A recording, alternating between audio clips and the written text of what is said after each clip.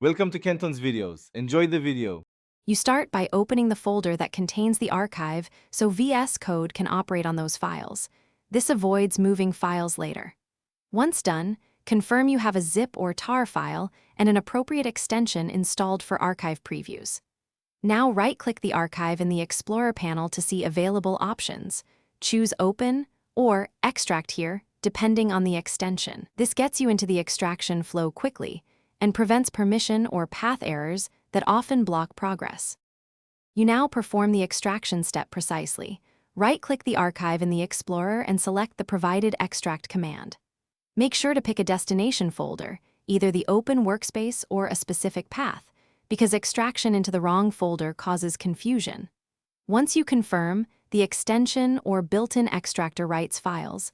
Check the status bar or output panel to verify progress and errors. If extraction is large, let it finish before opening files to avoid partial reads or locked. You finish by inspecting the extracted folder to ensure expected files and structure are present. Open a few key files to confirm integrity. If you encounter issues, check the Output or Problems panel for error messages that explain missing dependencies or corrupt archives. Make sure to adjust permissions if files won't appear.